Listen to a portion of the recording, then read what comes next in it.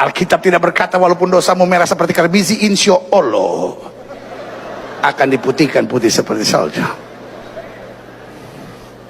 Alkitab saya tidak berkata berserulah kepadaku maka insya Allah aku akan menyaut kepadamu. Jika ada seseorang yang memalingkan ayat Al-Quran, mengingkari ayat-ayat Allah, wa yustahza'u bihi, atau minimal mengolok-olok Islam, mengolok-olok misalnya jilbab, mengolok-olok syariat Islam, maka bagaimana sikap kita? Fala taqudu ma'ahum. Kata Quran, Anda jangan mencelanya. Tuh, indah. Daripada Anda buang-buang waktu mencela orang lain, lebih baik lisan kita dipakai untuk baca Al-Quran. Terlalu mahal energi kita untuk mencela mereka itu. Seorang pendeta berdiri tegap di depan jemaatnya. Dengan ekspresi percaya diri, ia melontarkan kalimat yang menyentuh kata insya Allah dengan nada bercanda, seolah itu hanya istilah kosong tanpa makna. Jemaat tertawa, baginya mungkin itu hiburan. Namun ia seakan menutup mata bahwa bagi umat Islam, insya Allah adalah kalimat iman. Pengakuan atas kehendak Allah, bukan bahan pelesetan, apalagi olok-olok. Ketika keyakinan orang lain dijadikan candaan di mimbar suci, disitulah batas etika dilanggar. Apakah pantas sebuah ungkapan doa jutaan manusia dipermainkan demi tawa sesaat? My God is not an insya Allah God. Alkitab tidak berkata walaupun dosamu merah seperti karbisi, insya Allah akan diputihkan putih seperti salju. Alkitab saya tidak berkata berserulah kepadaku maka insya Allah aku akan menyaut kepadamu. Alkitab saya tidak berkata oleh bilur-bilur Kristus kita yang percaya insya Allah sudah disembuhkan, sehingga olehnya ketika kita marah sama Tuhan dan Tuhan kenapa saya belum sembuh, jawaban malaikat berkata kan insya Allah Allah saya adalah Allah kepastian. Apapun yang dia kerjakan dengan kepastian. Oleh bilurnya kita yang percaya disembuhkan, berseru kepadanya maka dia menjawab kita. Walaupun dosa kita merah seperti karbisi, diputihkannya putih salju. Dia adalah Allah yang senantiasa memberi kepastian buat kita. Sama-sama bilang sama saya kepastian. Sama-sama bilang sama saya kepastian. Kita pulang dari tempat ini kita punya kepastian. Kita tidak berkata, ya mudah-mudahan rumah tangga saya dipulihkan, ya mudah-mudahan suami saya dijamah Tuhan, ya mudah-mudahan penyakit saya disembuhkan. Tapi kita keluar dari tempat ini, kita berjalan pasti. Saya tahu saya terima mujizat, saya tahu saya terima berkat, saya tahu saya disembuhkan, saya tahu saya menerima perkara yang besar. Ayat ini bilang sebab aku mempunyai keyakinan. Ustadz Adi Hidayat tidak tinggal diam. Dengan tenang namun tegas, beliau memaparkan bahwa insya Allah bukan simbol keraguan, melainkan bentuk adab seorang hamba kepada Tuhannya. Kalimat itu adalah pengakuan bahwa manusia memiliki rencana, namun Allah memiliki keputusan. Ketika kalimat iman dipelesetkan dan dijadikan candaan, yang direndahkan bukan sekadar kata, tetapi makna tauhid di baliknya. Kalau ada non-muslim berbuat negatif kepada Islam, mungkin karena belum tahu, dan yang belum tahu itu diberitahu. Pertanyaan saya, kok bisa ada orang Islam menjelek-jelekan Islam? Sebetulnya dia siapa? Karena orang yang memeluk sesuatu itu tidak akan mungkin melukainya. Anda memeluk anak Anda, apakah mungkin saat memeluk Anda melukainya? Anak Anda dipeluk, sini sayang, tiba-tiba dijitak, plak, nggak mungkin. Peluk itu tanda sayang. Anda memeluk Islam, masa Anda melukainya? Mustahil. Jadi kalau ada orang kemudian mengatakan Muslim, kemudian dia melukai Islamnya, maka ada yang salah dalam keislamannya. Minimal munafik. Minimal itu kata Quran. Hati-hati. Quran surah keempat ayat ke-140. Posisi paling kiri sebelah bawah. Ini sikap bagi orang munafik. Cirinya kadang kalimat-kalimatnya bagus. Cirinya di Quran surah kedua ayat 204 sampai 207. Wa minan nasi may yu'jibuka qawluhu fil hayatid dunya wa yushhidullaha ala ma fi qalbihi wa huwa aladdul khisam. Di antara sementara orang ada yang kalau bicara kata-katanya begitu menarik. Retorikanya cantik. Kalimatnya bagus. Kadang-kadang membawa nama Allah. Ayat Quran dipotong-potong padahal dia musuh yang paling bahaya. Coba Anda lihat. Ada mengaku muslim tapi bisa mengatakan kalimatnya bagus, semua agama itu sama, menuju pada Tuhan yang sama, cuman caranya beda-beda. Pernah dengar kalimat itu? Siapa yang mengucapkan? Tuh, kalimatnya bagus, seakan-akan menarik, kata Quran, padahal dia musuh yang paling nyata. Itu sudah jauh-jauh hari diperingatkan oleh Nabi. Anda buka hadis Muslim, jilid yang pertama, halaman 111, bab yang keempat, hadis nomor 6, paling kiri sebelah atas di kitabnya. Rawinya sahabat Abu Hurairah radhiyallahu taala anhu. Kata Nabi, sayakunu fi akhir ummati dajjaluna kadzabun. Akan muncul di akhir-akhir umatku nanti para pendusta yang pintar-pintar. Ada Dajjal, ada Masih ad-Dajjal. Kalau Dajjal saja bukan makhluknya, tapi mengambil sifatnya. Di antara sifatnya pintar. Dajjal itu Dajjal itu pintar atau bodoh? Pernah lihat? Masya Allah. Dari mana tahu pintar? Bisa menipu orang. Kalau tidak pintar bagaimana bisa menipu? Kalau Masih ad-Dajjal makhluknya, kalau Dajjal saja sifatnya, kata Nabi, akan banyak orang pintar yang menipu. Dan nipunya bukan nipu biasa, bukan bisnis. Kalau bisnis dari jahiliyah sudah banyak. Yang ngurangin timbangan zaman jahiliyah sudah ada.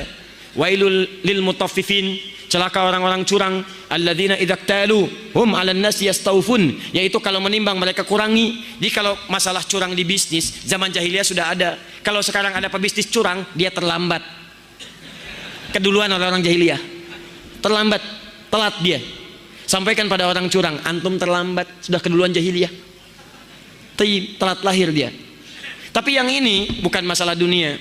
Yuhadditsunakum bima lam tasma'uhu wa la yasma'uhu aba'ukum. Dia akan bicara tentang urusan agama Anda yang membuat Anda kaget. Jangankan Anda, orang dulu pun kalau dengar akan ikutan kaget. Saya belum pernah dengar ada orang jahiliyah, sebodoh-bodohnya orang jahiliyah tidak pernah mengatakan kalimat semua agama sama. Coba lihat, saya tanya sekarang, yang mengatakan semua agama sama itu orang pintar, orang bodoh? S1, S2, S3, S4, kerupuk 2. Pintar. Dah kecil. Itu teman-teman sekalian, mohon maaf. Itu kata Quran, orang-orang bermasalah. Nah, menyikapi orang seperti ini, dalilnya Quran surah 4 ayat 140. Wa qad nazzala 'alaikum fil kitab, telah tetap ketentuan dalam Al-Qur'an, an idza sami'tum ayatillahi yukfaru biha. Ini akhir dari jawaban kita. Jika ada seseorang yang memalingkan ayat Al-Quran, mengingkari ayat-ayat Allah, wa yustahza'u bihi, atau minimal mengolok-olok Islam, mengolok-olok misalnya jilbab, mengolok-olok syariat Islam, maka bagaimana sikap kita? Fala taqudu ma'ahum. Kata Quran, Anda jangan mencelanya. Tuh, indah.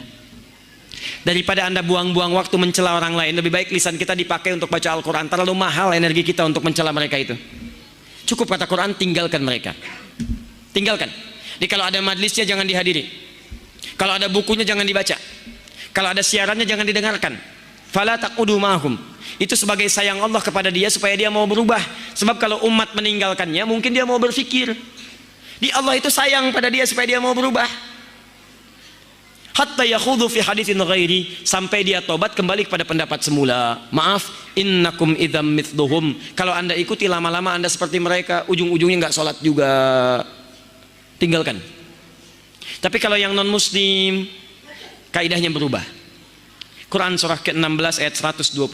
Ud'u ila sabili rabbika bil hikmah wal mau'izatil hasanah wajadilhum billati hiya ahsan. Kalau ada non muslim mempersoalkan Islam karena mereka belum tahu tentang Islam, maka sampaikan dengan cara yang bijak. Ya, maaf, jangan dicela karena dia belum tahu. Yang belum tahu itu diberitahu, bukan dicela. Tunjukkan kebaikan. Pertama tunjukkan dengan akhlak dulu.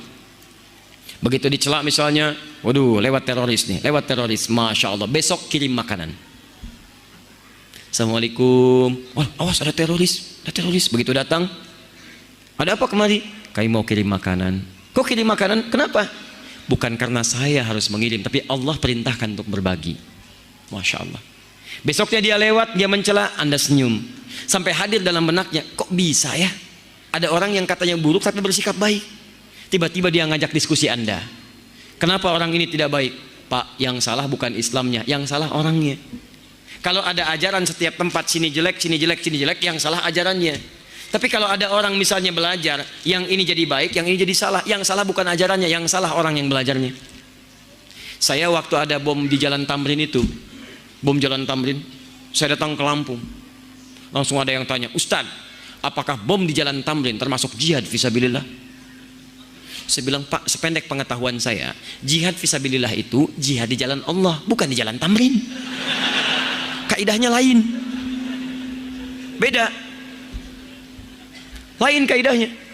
Ya, teman-teman, tunjukkan yang baik pada yang demikian itu, tunjukkan akhlak yang mulia. Dengan akhlak itu insya Allah tiba-tiba tampil dalam kalimatnya asyhadu an la ilaha illallah. Dan banyak ajaran Nabi yang menampilkan akhlak. Coba lihat, berbagi makanan kan ada di hadis Nabi.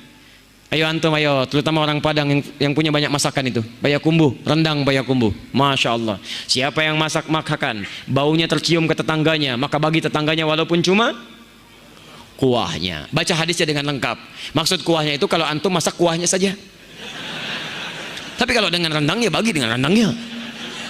Tapi maksud saya, masak kuah aja diminta berbagi, apalagi masak rendangnya. Tapi pernahkah Anda lihat di hadisnya, khusus untuk orang Islam? Tidak ada. Tetangga Anda mungkin non-muslim, ada yang Kristen, ada yang Hindu, ada yang Buddha. Lihat, Anda masak, Anda bagi. Begitu Anda bagikan, dia bilang, Pak, kok baik sekali. Bukan baik, tapi ini karena Allah perintahkan saya untuk berbagi. Begitu kalimat Allah meluncur di lisan Anda, menghujam ke hatinya, besok-besok dapat hidayah. Nih, Anda punya pohon rambutan, buahnya datang langsung ke halaman tempat tinggal teman Anda, tetangga Anda, bahkan non muslim. Maka rumus nabinya, sampaikan pada tetangga Anda sebelum dia memintanya. Jangan sampai minta, sampaikan, Pak, kalau rambutan saya nanti berbuah ke halaman Bapak, nggak usah minta izin, ambil saja langsung. Ini aturan dari mana, Pak? Allah dan Rasul mengajarkan saya begitu. Toh ini kan sampai ke tempat Bapak, yang lihat Bapak, masa yang menikmati saya? Silahkan ambil. Ketika kalimat itu meluncur, keindahan akan tiba. Masya Allah. Dia pahami setiap ada buah, setiap ada yang datang ke tempat dia, itu bagian yang bisa dia miliki. Besoknya ayam Anda datang ke tempat dia. Masya Allah. Pada akhirnya, perbedaan keyakinan seharusnya mengajarkan kita tentang batas dan adab, bukan membuka ruang untuk saling merendahkan. Ketika iman orang lain dijadikan bahan candaan, yang terluka bukan hanya perasaan, tetapi juga nilai saling menghormati sebagai sesama manusia. Hormat tidak menuntut persetujuan, namun menuntut kedewasaan sikap. Jika video ini bermanfaat, silakan bagikan agar semakin banyak orang memahami pentingnya menjaga adab dalam perbedaan keyakinan.